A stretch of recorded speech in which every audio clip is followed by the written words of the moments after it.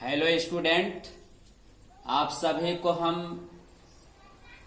Breathe, अर्ध breathe और breathe के चतुर्थांश से संबंधित सूत्र बताए थे। आज हम ब्रीथ, अर्ध ब्रीथ और ब्रीथ के चतुर्थांश से संबंधित कुछ क्वेश्चन बताने जा रहे हैं जो आप सभी के लिए बहुत इम्पोर्टेंट है। चलिए हम सबसे पहले इस क्वेश्चन को सॉल्व करते हैं। देखिए क्वेश्चन क्या कह रहा है, यदि R बराबर 7 cm तो अर्धवृत्त का परिमाप ज्ञात कीजिए।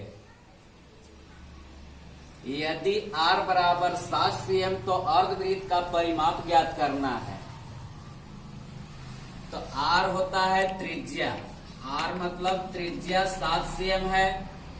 आपको क्या निकालना है? अर्धवृत्त का परिमाप। तो चलिए अर्धवृत्त का परिमाप हम लिखते हैं। अर्धवृत्त का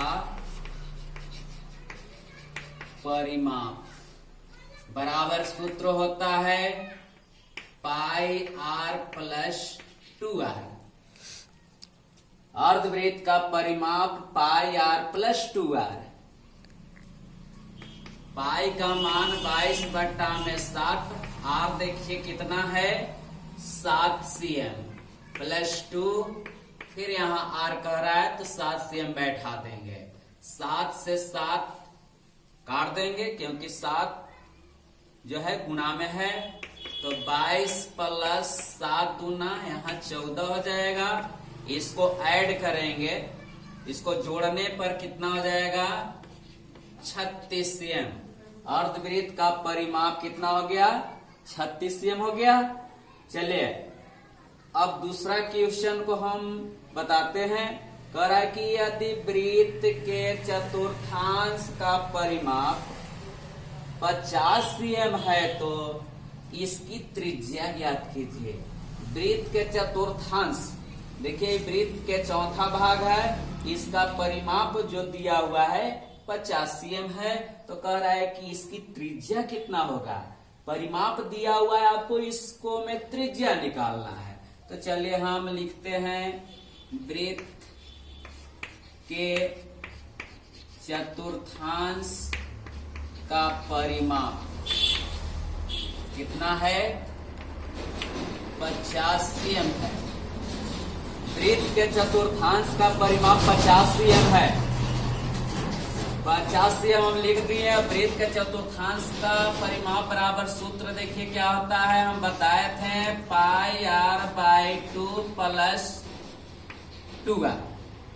वृत्त के चतुर्थांश का परिमाप बराबर सूत्र होता है पाई r/2 plus 2r equal to 50 दिया हुआ है।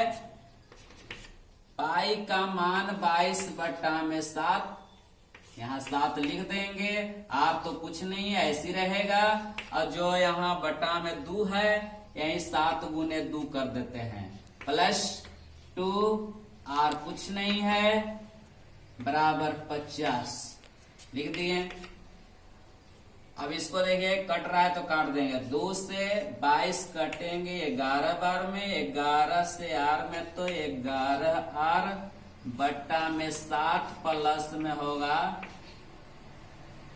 2r बराबर 50 लिख दिए। अब चलिए यहाँ बताते हैं 7 और बट्टा में इसका जो 2r है, इसका बट्टा में 1 है, तो 7 और 1 का लघुत्तम निकालेंगे तो 7 होगा। 7 से 7 में भागा देंगे तो 7 एकम 7 एक बार में कटेगा। 1 से 11r में तो 11r होगा। अब देखिए यहाँ बट्टा में हम बताए थे कि 1 है, 1 से 7 में भाग देंगे, यानी कि 1 से 7 में भाग देंगे तो 7 बार में कटेगा। 7 से 2 में तो 7 दूनी 14r बराबर कितना है तो 50 है। 50 लिख देंगे। अब इसको ऐड करेंगे, देखिए 11r और 14r जोड़ेंगे तो कितना आ जाएगा 25 आर बराबर है, देखिए 50 गुने, डायरेक्ट हम कर देते हैं 50 गुने 60। तो अब यहाँ देखिए आर बराबर यहाँ हो जाएगा, सॉरी 50 गुने 7 बट्टा में यहाँ 25, 25 से काट देंगे, 25 दूना 50, यानी कि R इक्वल टू हो जाएगा 7 दूना 14 cm। यही आपका आंसर हो गया। देखिए क्या बोला था, यदि वृत्त के चतुर्थांश का परिमाप 50 cm है तो इसकी त्रिज्या ज्ञात कीजिए। तो वृत्त के चतुर्थांश की त्रिज्या कितना हो गया, 14 cm। अब चलिए तीसरा क्वेश्चन, बहुत ही इंपॉर्टेंट क्वेश्चन है, इससे समझिए। एक वृत्त के चतुर्थांश का क्षेत्रफल ज्ञात कीजिए जिसकी परिधि कितना है, 22 cm है। वृत्त की परिधि जो है 22 cm दिया हुआ है, तो वृत्त के चतुर्थांश का क्या निकालना है, क्षेत्रफल निकालना है।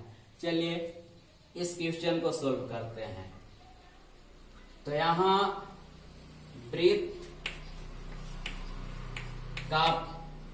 वृत्त की परिधि, वृत्त का परिमाप या परिधि वही होता है, तो वृत्त की परिधि कितना है, 22 cm।